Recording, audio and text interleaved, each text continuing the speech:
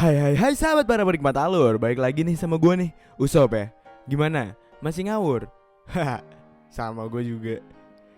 Nah, kalau kalian masih ngawur dan belum punya kerjaan tetap, jangan coba celup-celup sana sini.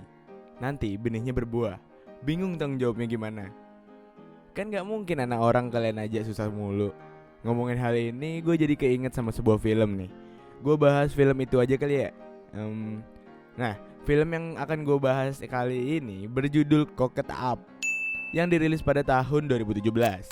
Nah, kayak yang gue bilang tadi, film ini berkisah tentang seorang pemuda pengangguran yang gak sengaja menabur benihnya ke seorang wanita karir hingga berbuah.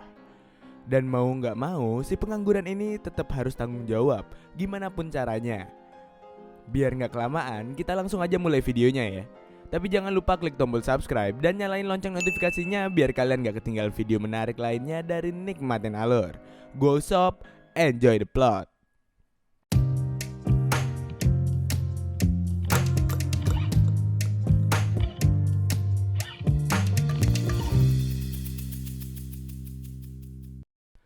Film dimulai dengan diperlihatkan seorang pria yang bernama Ben. Ben adalah pemuda pengangguran yang suka wasting bareng teman-temannya.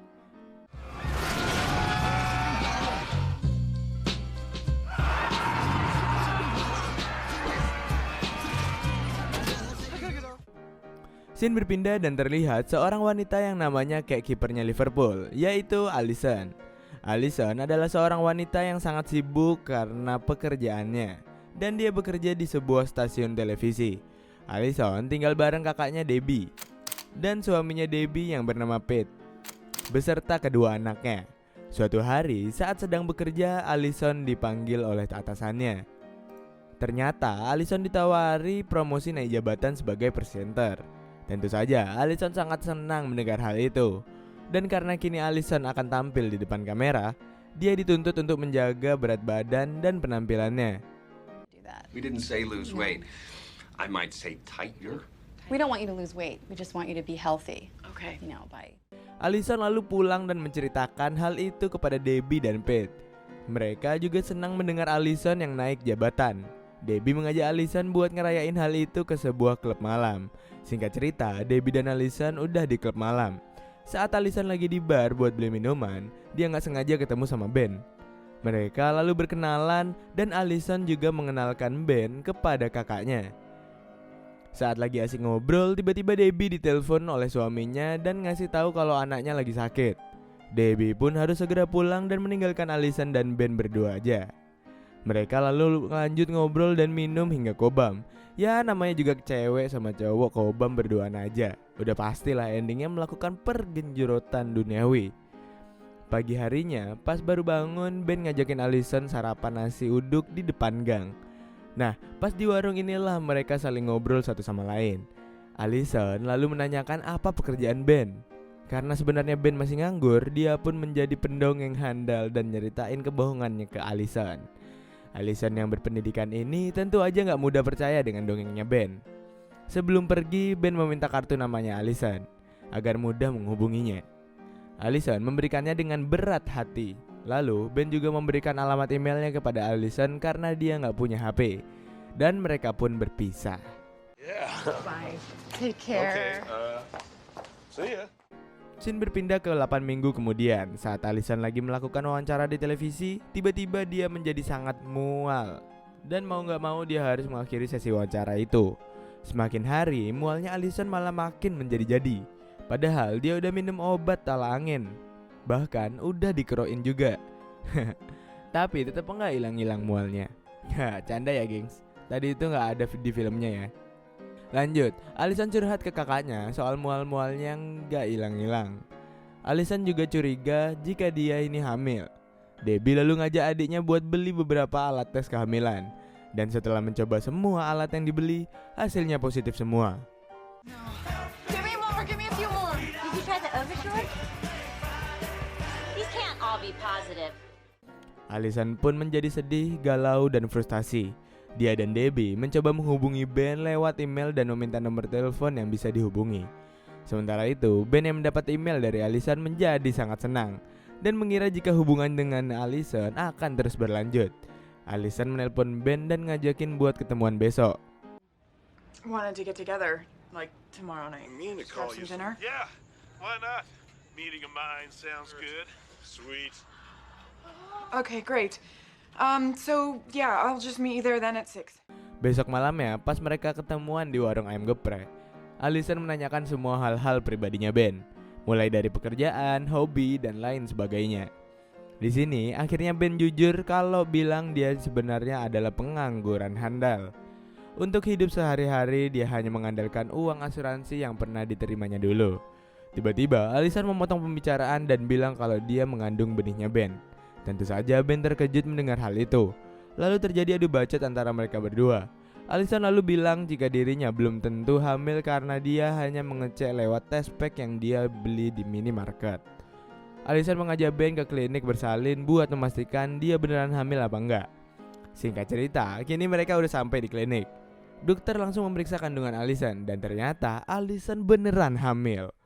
Ben dan Allison pun hanya terdiam dan termenung mendengar hal itu. Yeah, that's a heartbeat. Yeah, it looks like you are pregnant. About 8 or 9 weeks, I'd say. Congratulations. Besok-besoknya, Ben dan Allison menceritakan hal itu ke orang tua masing-masing.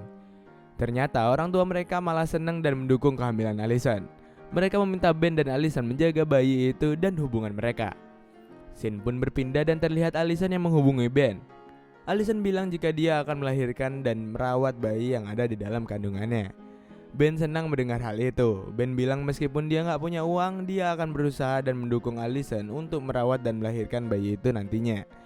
Allison menjadi menangis terharu dan bahagia mendengar kata-kata yang diucapkan Ben. I'm gonna do, I'm on board.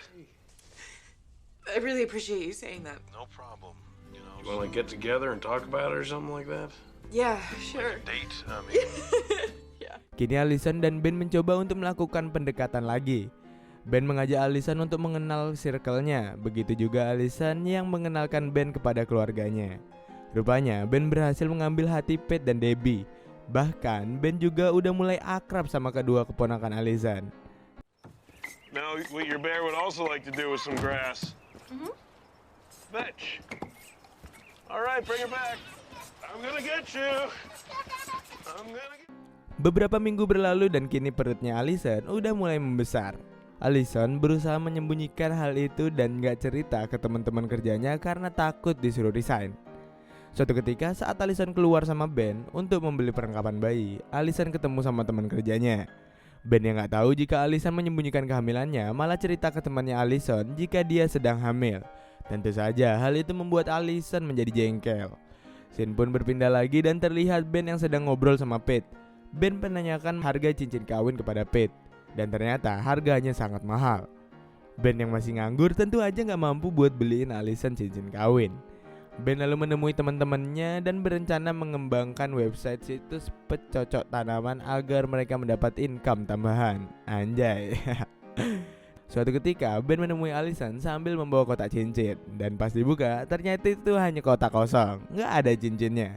Jadi Ben ngelamar Allison dengan kotak cincin kosong. Ben bilang ke Allison kalau saat ini dia hanya bisa membawakan kotaknya aja. Tapi Ben berjanji akan berjuang dan jika nanti udah punya biaya, dia akan membawakan cincin yang indah dan pantas untuk Allison. Allison menjadi terharu mendengar itu. Allison bilang jika dia udah mulai mencintai Ben, tapi dia belum bisa nerima lamaran Ben. Allison menganggap jika mereka menjadi dekat karena ada bayi mereka di kandungan Ben.